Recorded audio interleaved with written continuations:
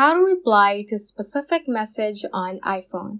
Hey guys, welcome back to the channel, and in today's video, I'm going to show you how to reply to specific message on iPhone.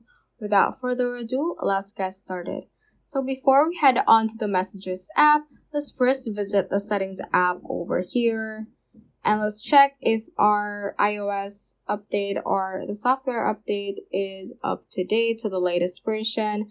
So to do that, let's just click on General right here and click on Software Update right below the About option. And your phone should check for update, and once it says up to date, you're good to go. And if it prompts you to download a certain update, you can just download and install that. This is to ensure that you have the ability or the feature to reply to a specific message on your iPhone.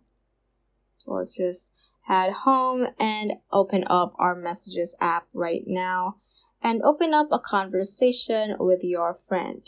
And to reply to a specific message, so also take note that this will only work with iMessages.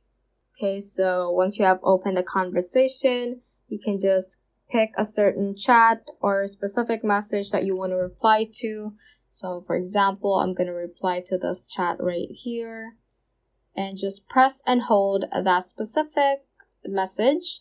And you should see all these options. It says reply, copy, translate, and more, and also the different reactions that pop up. So just click on reply, of course, and it will prompt you to type in a message or a reply, and the message and the specific message will also be right above. So you can just type in the message that you want to reply and click on send, and this will show up like this, like the specific message and your reply right below it. So that is how you can basically reply to specific message on iPhone.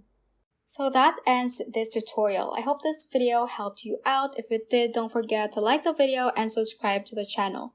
Feel free to comment any questions you may have as well. So that is all for today, and have a great day.